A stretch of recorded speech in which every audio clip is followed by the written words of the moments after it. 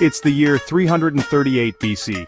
Imagine a warm breeze blowing across a place called Chaeronea in ancient Greece. It's about 45 miles from Athens. Here, two powerful forces are about to clash, and the future of Greece hangs in the balance.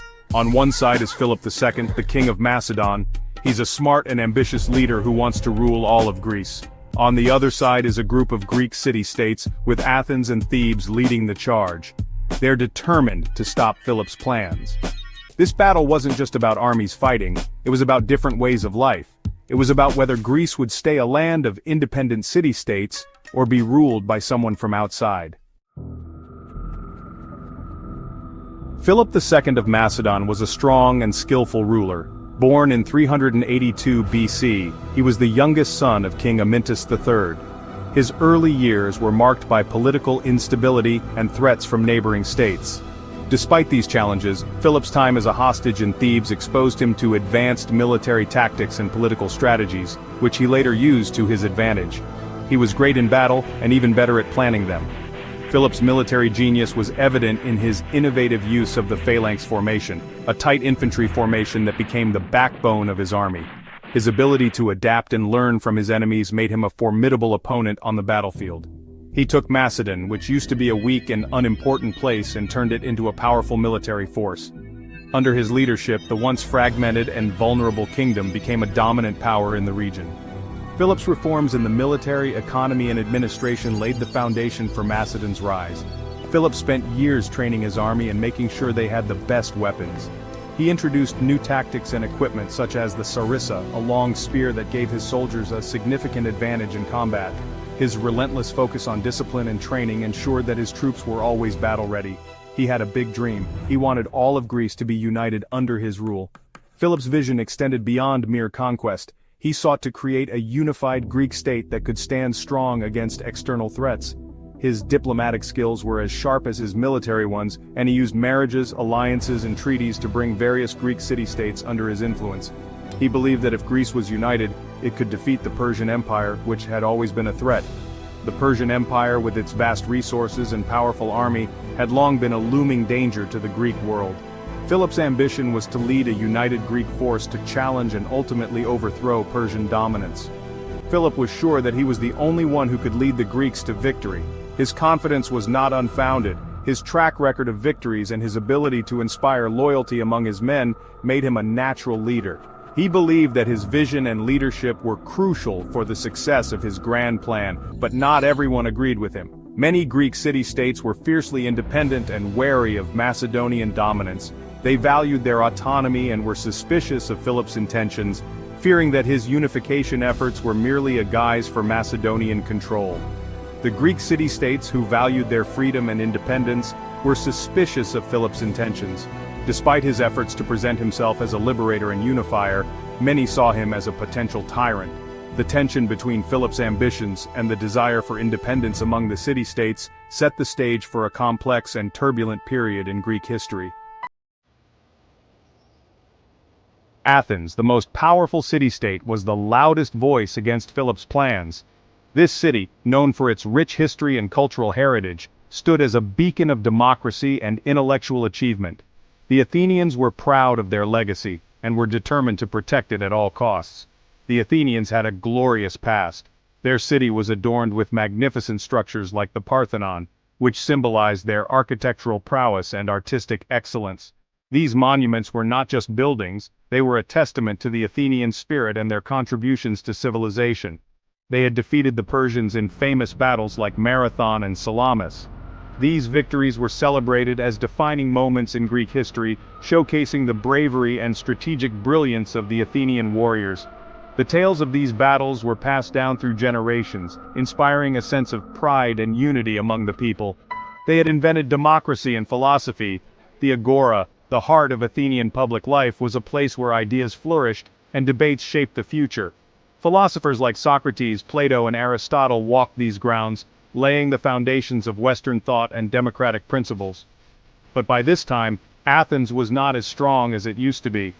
The city had faced numerous challenges, including wars and internal strife, which had weakened its once formidable power. The grandeur of its past was now a stark contrast to its present struggles. Its navy, once the strongest in the Aegean Sea, was weaker.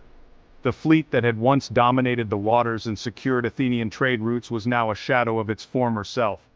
This decline in naval strength left Athens vulnerable to external threats and diminished its influence over the region. Its political influence had also lessened. The once vibrant political scene where leaders and citizens engaged in lively debates and decision-making had lost much of its vigor. The shifting power dynamics in Greece had eroded Athens' position as a leading city-state, but many Athenians still had a strong spirit of resistance.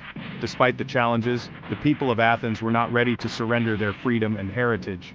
The marketplace buzzed with discussions about the future, and there was a palpable sense of determination to reclaim their former glory. The leader of this resistance was a passionate speaker named Demosthenes. Known for his eloquence and conviction, Demosthenes emerged as a powerful voice rallying the Athenians. His speeches resonated deeply with the citizens, igniting a spark of hope and defiance. He understood the danger posed by Philip. Demosthenes was acutely aware of the threat that Philip of Macedon represented. He saw Philip's ambitions as a direct challenge to the freedom and autonomy of all Greek city-states. He gave a series of famous speeches known as the Philippics, where he urged his fellow Athenians to fight back against Philip. These speeches were not just calls to arms, they were impassioned pleas for unity and action. Demosthenes' words echoed through the assembly halls, stirring the hearts of his listeners. Demosthenes saw through Philip's ambitions. He recognized that Philip's ultimate goal was to dominate Greece and impose his rule over the independent city-states. Demosthenes' foresight and strategic thinking made him a formidable opponent to Philip's plans. He knew that Philip wanted to take away Greek freedom. The freedom that the Greeks cherished, the very essence of their identity, was at stake. Demosthenes' warnings were clear. Without resistance, the Greeks would lose their sovereignty and their way of life. He called upon all Greek city-states to unite against their common enemy. Demosthenes' vision was not just for Athens, but for all of Greece. He believed that only through unity could the Greeks hope to stand against the might of Macedon and preserve their freedom for future generations. People listened to Demosthenes. Thebes, another powerful city-state that used to be a rival of Athens, joined the fight against Philip. The Thebans had their own reasons to fear Philip. They had suffered because of the Spartans, who were allies with Macedon. The alliance between Athens and Thebes was a big deal. It brought together the two most powerful city-states in Greece against Philip. They gathered their resources and prepared for the inevitable battle. The stage was set for a clash of titans. Both sides assembled their armies, and the tension was palpable. The fate of Greece hung in the balance. Philip knew about the growing resistance, so he marched his army south. His goal was to crush the Athenian-Theban alliance and become the ruler of Greece. Philip was careful and ruthless. He used both his army and his cleverness to achieve his goals. He conquered some city-states by force and persuaded others to join him through promises. As Philip's army got close to Boeotia, where Thebes was located, he made a clever move. He went around the strong city of Thebes and headed towards Chaeronea. This forced the Athenians and Thebans to fight him on a battlefield that he chose. The Greek forces, led by the Athenian general Chares and the Theban general Theagenes, met Philip's army near Chaeronea. The Macedonian army was a powerful force, full of experienced soldiers and equipped with the latest weapons. Philip's cavalry especially was a force to be reckoned with. Among them was a young prince, eager to prove himself in battle. This was Alexander, Philip's son, only 18 years old at the time. History would come to know him as Alexander the Great, but on that day, he was just a prince fighting for his father. No one knew then that this young man would go on to conquer the Persian Empire and change the world. The Battle of Chaeronea was a brutal and bloody fight, marking a significant turning point in ancient Greek history. It was a clash of titans, where the fate of Greece was decided on a single battlefield. The two armies clashed fiercely, each side determined to claim victory. The air was thick with the sounds of clashing metal and the cries of warriors. The Greek hoplites, armed with spears and shields, fought bravely.